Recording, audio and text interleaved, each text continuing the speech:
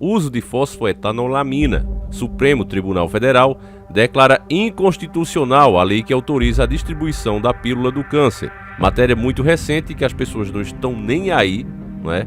Para isso aqui, uma coisa muito importante, um mal que tem sido uma das principais causas de falecimento das pessoas, e essa tendência tende a se espalhar com cada vez mais o corre-corre das pessoas, elas sendo forçadas a usar alimentos industrializados com diversas substâncias que fazem mal ao corpo, e eles nunca vão admitir isso, mas é fato. E dessa forma, um tratamento que já se mostrou eficaz, e eu vou explicar para vocês mais uma vez, quem já está desperto sabe muito bem. Eu já expliquei em outros vídeos. Mas para você que está chegando agora, meu caro irmão, você que nunca ouviu falar desse assunto, aqui eu vou explicar para você por que é que eles querem o banimento desse medicamento. Aliás, eles conseguiram o banimento dessa medicação. O pesquisador, a pessoa de boa índole que desenvolveu isso, já faleceu, né? E foi embora dessa para uma melhor, sem ver o seu medicamento aprovado, e sabia que isso iria acontecer. Quando ele inventou esse tratamento, tem um vídeo aí mostrando um pouco dessa história, vocês prestem atenção. Quiseram acusar ele de, tá inventando isso aí para você enriquecer. Ele disse, não tem problema, eu vou distribuir isso de graça, eu só quero ver as pessoas curadas. Uma pessoa realmente que tem um toque do Criador. Mas enfim, eu quero ler para você a notícia e depois eu vou explicar o porquê que a cura do câncer está sendo proibida no Brasil. A oferta de medicamentos, embora essencial à concretização do Estado Social de Direito, não pode ser conduzida à margem do figurino constitucional, com atropelo dos pressupostos mínimos de segurança visando o consumo, sob pena de esvaziar-se o próprio conteúdo do direito fundamental à saúde, disposto no artigo 196 da Lei Maior.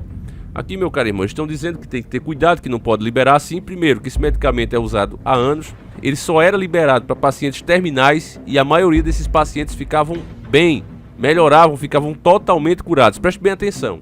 Pacientes desenganados pelos tratamentos convencionais faziam uso desse medicamento apenas quando já estavam no fim, quando não tinha mais jeito, e ficavam curados. Mesmo assim, como os resultados foram muito bons, alguém achou ruim, e como diz aquela música de Cazuza, e eu quero que você lembre bem, que ele questiona, ele faz: Brasil, mostra a tua cara, quero ver quem paga pra gente ficar assim. Aqui você começa a ter ideia que aquilo ali não era um simples refrão de música. Cazuza percebeu que essa situação que a gente se encontra em todas as áreas, política, econômica, saúde, segurança e etc., alguém paga para que os nossos governantes ajam dessa forma, façam esse tipo de coisa, indo contra a vontade da própria população, indo contra o interesse da própria população, o bem-estar da população. Eles fazem isso porque alguém paga. E ainda dão a desculpa que não podemos ser irresponsáveis. Eles estão sendo irresponsáveis. Eu vou te explicar melhor isso um pouquinho mais pra frente. Presta atenção na matéria, porque isso aqui tá na mídia. E as pessoas não estão nem aí pra saber isso. Estão mais interessadas com outro tipo de besteira. Mas olha só, com esse entendimento e por maioria de votos, o plenário virtual do Supremo Tribunal Federal declarou a inconstitucionalidade da Lei número 13.269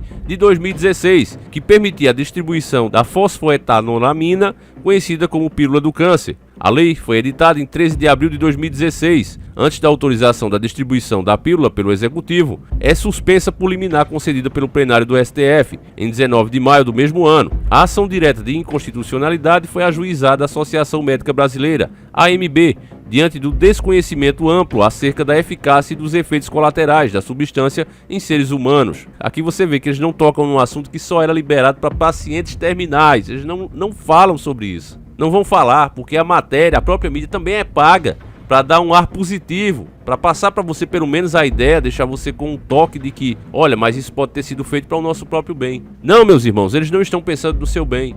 Redução populacional é uma das metas deles. Apenas quando isso acontecer é que eles vão liberar as verdadeiras curas que eles têm disponível. Enquanto isso não acontecer, eles vão continuar ganhando muito dinheiro com a indústria da doença, com a indústria do sofrimento. Mas continuando, a existência da chamada pílula do câncer criou enxurrada de processos no judiciário. Quem foi que moveu esses processos? As drogarias, as grandes farmacêuticas. As drogas eram distribuídas a algumas pessoas no município de São Carlos, São Paulo, onde um professor aposentado da USP estudava seus efeitos no Instituto de Química. Em 2014, uma portaria do Instituto proibiu que pesquisadores distribuíssem quaisquer substâncias, sem licenças e registros. Quando o liminar do ministro Luiz Edson Fachin determinou o fornecimento a si mesmo, uma série de pessoas passou a cobrar medida semelhante. Vários juízes determinaram que a Fazenda de São Paulo e a USP fossem obrigadas a disponibilizar a substância, até que o órgão especial do Tribunal de Justiça cassou as decisões. Respeito à ciência. Em julgamento encerrado na sexta-feira, dia 23 de 10 de 2020, o Supremo deu fim à discussão. O relator, o ministro Marco Aurélio, destacou que a esperança que a sociedade deposita nos medicamentos, sobre aqueles destinados ao tratamento de doenças como o câncer, não pode se distanciar da ciência. Nas palavras dele, ele disse: "Foi-se o tempo de busca desenfreada pela cura sem o correspondente cuidado com a segurança e eficácia dos fármacos utilizados. O direito à saúde não será plenamente concretizado se o Estado deixar de cumprir a obrigação de assegurar a qualidade de droga mediante rigoroso crivo científico, apto a afastar desengano, charlatanismo e efeito prejudicial", apontou. Para ele, ao aprovar a lei, o Congresso permitiu a distribuição de remédios sem um controle prévio de viabilidade sanitária. Omitiu-se do dever constitucional de tutelar a saúde da população. A atitude foi considerada, no mínimo, temerária pelo relator. A aprovação do produtor no órgão do Ministério da Saúde, exigências para industrialização, comercialização e importação com fins comerciais, como dispõe o artigo 12 na Lei nº 6.360/1976. A partir do registro é que a Agência Nacional de Vigilância Sanitária, a Anvisa, vai poder monitorar a segurança e eficácia da qualidade terapêutica. Ausente o cadastro, a inadequada e presumida concluiu. Aqui a matéria diz que só para pacientes terminais. Seguiram o relator ministra Carmen Lúcia e o ministro Alexandre de Moraes, Ricardo Lewandowski, Luiz Roberto Barroso e Luiz Fux. Ficou vencido o ministro Luiz Edson Fachin, acompanhado pelo ministro Dias Toffoli e Gilmar Mendes. Para a divergência, não há inconstitucionalidade nos dispositivos da lei que se limitam a autorizar o uso da substância fosfoetanolamina, pois o uso privado de substâncias, ainda que apresente eventuais efeitos nocivos à saúde humana, insere-se no âmbito da autonomia privada e está imune à interferência estatal em material plena. Aqui eu nem vou terminar de ler a matéria porque já me causou ânsia de vômito, já me deu nojo, porque é triste você ver esses caras agirem contra o povo, contra a população, contra a humanidade e ainda quererem pagar de paladinos da justiça. Você vê como esse pessoal, e eu falo não só deles, mas de todos os políticos brasileiros, como eles são corruptos. A partir do momento que foi criada e aprovada aquela lei do sigilo fiscal, imunidade parlamentar, se o cara é uma pessoa pública, se a pessoa está ali para representar o Estado, ele deveria ser uma pessoa totalmente transparente, começando pelas contas bancárias desse pessoal. Cada um de nós deveríamos saber quanto esses caras ganham, quanto eles têm em conta, qual é o patrimônio deles, são homens públicos. Essa deveria ser a regra básica de qualquer homem que quisesse representar as pessoas, mas não, eles fazem justamente ao contrário, criam imunidades parlamentares onde tudo que eles têm fica em completamente sigilo, a não ser que tenha uma lava-jato da vida que já foi destruída para investigar. E quando se fala em investigar, quando se nota alguma coisa errada, né? Alguma autoridade tem coragem para fazer isso, esses caras fazem todo tipo de acordo, todo tipo de manobra para proibir isso. O Bolsonaro mesmo, uma das suas grandes traições, foi ficar contra a CPI Lava-Toga e investigar esses juízes. Como diz a música, vamos ver quem paga pra gente ficar assim. E nós iríamos ver literalmente quem paga, eu tenho certeza disso. E aí os caras começam a se proteger, fazem todo tipo de acordo, enriquecem a si mesmo e o povo é que se ferra com as coisas que eles fazem a favor da indústria que pertence às 13 famílias e tem um objetivo. Agora, meus irmãos, você que não sabe, você que não acompanhou, por exemplo, o Dr. Lai Ribeiro, que já explicou como é que funciona a máfia da indústria farmacêutica, é o seguinte: os Rockefeller, quando chegaram nos Estados Unidos para industrializar realmente a saúde, eles começaram a patrocinar os centros de pesquisas, as faculdades e tudo que tinha a ver com a saúde. E a partir daquele momento ficou politicamente incorreto você recomendar qualquer tipo de tratamento natural ou que não gerasse grandes lucros às indústrias farmacêuticas. A partir daquele momento ali, foi se criando leis e dificuldades para que tratamentos convencionais não fossem mais usados, que até ali eram usados. Entende, meus irmãos? Criaram a burocracia. Chegou-se a um ponto que hoje, para você aprovar uma pílula como essa, eu tenho certeza que você está pensando: mas Javi, por que é que não agem conforme as regras? Por que não tentam legalizar essa pílula? Simplesmente, meu caro irmão, porque ninguém tem dinheiro suficiente para fazer isso. Você precisa deixar ali por mais de um ano os pacientes sendo tratados com esse medicamento e você ficar ali analisando eles o tempo todo. Então quem tem dinheiro para colocar mais de 1000 pessoas em um certo lugar, em um determinado lugar, e ficar ali monitorando elas por um ano, é um tratamento que vai custar milhões, bilhões. Um pesquisador normal, uma pessoa que tenha dinheiro, um empresário bem sucedido, ainda que tenha dinheiro, ele não vai ter condições sozinho de bancar, de custear uma pesquisa como essa. Só quem tem condições de pagar de acordo com essas regras é uma grande indústria. Essa regra foi criada justamente para isso, para acabar com a concorrência. Se nenhuma das grandes farmacêuticas que pertencem às 13 famílias e elas não têm qualquer interesse nessa cura, se elas não patrocinarem, simplesmente essa medicação, essa pílula do câncer, como é conhecida, nunca será legalizada. E as grandes indústrias que pertencem às 13 famílias, as grandes indústrias farmacêuticas, elas não estão interessadas nessa pílula. Não interessa se ela cura. Eles não estão interessados. Isso aqui, quando a gente fala, ainda é tido como teoria da conspiração, porque o sistema vai dizer que qualquer um pode legalizar o tratamento, desde que comprove que ele não faz mal. E aí que está a pegadinha, mas as exigências que eles fazem, a burocracia que eles criaram, torna impossível, como eu já estou explicando a você, torna impossível que qualquer pesquisador autônomo, qualquer empresário consiga fazer. Não vai conseguir simples assim, porque é caro demais. Se o cara der tudo que ele conseguiu durante a vida, ele não vai conseguir, custa bilhões. Mas o que a indústria farmacêutica fez? Ela, com os órgãos de fiscalização, ela disse assim, ó, nós precisamos de 3.000 pacientes. Agora eu te pergunto, eu vou fazer um estudo sobre paraquedas. Eu vou pular sem paraquedas e você vai pular de paraquedas. Nós vamos ver qual que é melhor. Quantos casos nós precisamos fazer? Um só. Não é verdade? Eu preciso de 3.000 casos para mostrar? Não, se a coisa é boa, eu mostro num caso. Se uma pessoa tem intoxicação por chumbo, ela tem uma doença chamada saturnismo, que era muito comum em pintores, porque colocavam o pincel na boca. E tá dor de cabeça, cefaleia, etc. e tal, contração muscular.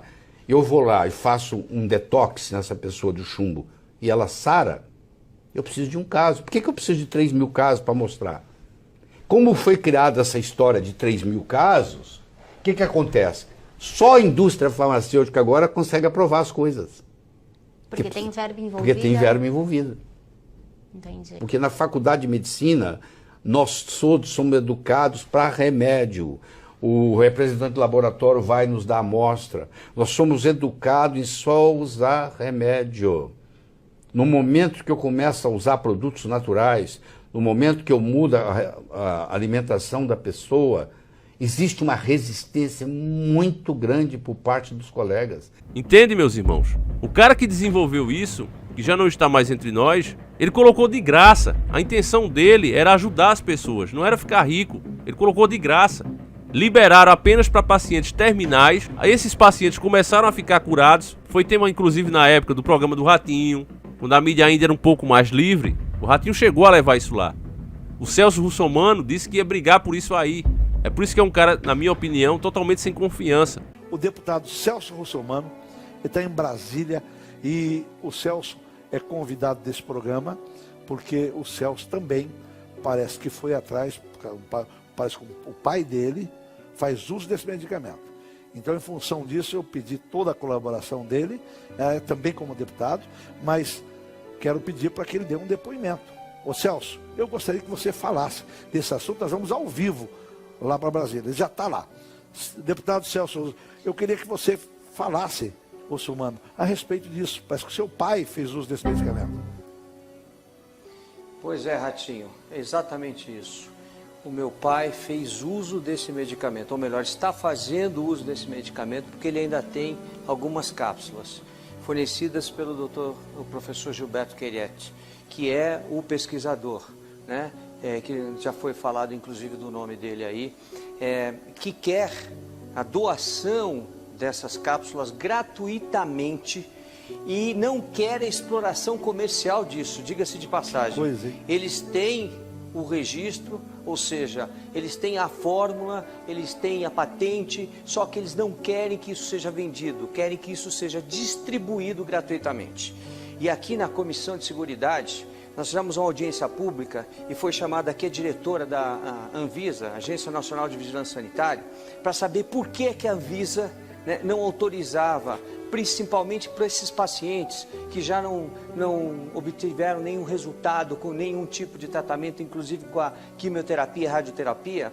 E eu tive que pedir para que essa senhora, diretora da Anvisa, olhasse para mim, porque eu estava falando com ela, porque ela sequer olhava nos meus olhos para responder, porque a Anvisa recebeu isso há mais de 5 anos atrás e não tomou providências. De ofício, a Agência Nacional de Vigilância Sanitária deveria ter tomado providências. Foi criado um grupo de trabalho aqui no Congresso Nacional, presidida pelo Arlindo Chinaglia, e eu sou membro dessa comissão, que está forçando a Anvisa a tomar providências para salvar vidas. Porque no caso do meu pai, Ratinho, ele tem 2 tipos de câncer, no pulmão e nos ossos. Na caixa craniana, vários tumores. Diminuiu depois que ele começou a tomar esse remédio. Uma pessoa com 86 anos, que não tem longevidade quase mais nenhuma, né? Que é desenganada pelos médicos, não tem como fazer quimioterapia, não tem como fazer radioterapia, não suporta, o corpo não suporta isso. E esse medicamento, a fosfoetalonacina, o nome é complicado, viu, tia? Fosfoetalonamina. Ela resolveu o problema do meu pai. Resolveu o problema do meu pai. Eu fico até nervoso com esse negócio. Regrediu o câncer dele, tanto no pulmão como nos ossos. Eu vi pessoalmente, conversei com o governador Geraldo Alckmin. Agora que ninguém mais lembra do assunto, né? Um assunto tão importante, a gente pode ter essa doença amanhã. E existe uma possibilidade de cura e os caras não querem deixar que você faça uso da substância. Então, meus caros irmãos, esse é o tipo de assunto que deveria estar em alta, deveria estar nos tópicos das redes sociais. Mas você não tenha dúvida que esse vídeo aqui, com certeza, ele terá menos acesso que os outros. Por quê? Porque não é interessante para as plataformas esse tipo de assunto. Não é interessante. As pessoas não devem parar para pensar nisso. Quando elas um dia, que Deus as livre, estiverem doentes e precisarem desse medicamento, que é proibido agora, você não pode mais usar, e nem eles, os pesquisadores que sabem fazer, podem fazer mais, senão vão preso. Quando a pessoa que antes achava isso aqui uma besteira, isso não era tão importante como o vídeo de pegadinha que ela vai ver daqui a pouco, como as comédias que ela vai ver daqui a pouco, não é? As brincadeiras, as trollagens. Esse vídeo não era muito importante para ser visto em 10, 15 minutos no lugar de um vídeo desses. Mas quando ela estiver doente, aí ela vai querer, nossa, mas o povo é gado, mas o povo não age, simplesmente por interesse próprio. Agora que ela não precisa da medicação, ela não tá nem aí para isso. Que se dane quem precisa e quem vai precisar. Portanto, que não seja ela. Então esse egoísmo, é o que eu digo para vocês, irmãos. Esse egoísmo é a fonte da nossa desgraça em todos os assuntos. O Brasil tinha que parar para isso aqui. Exigir uma CPI lava-toga em cima desses juízes imediatamente e exigir a aprovação desse medicamento. Simples assim. Mas o povo não fará isso. O povo só iria agir se por acaso falassem em acabar com o carnaval, por exemplo. Então, meus irmãos, é esse o motivo das coisas serem como é. Mesmo assim, eu continuo fazendo esse trabalho.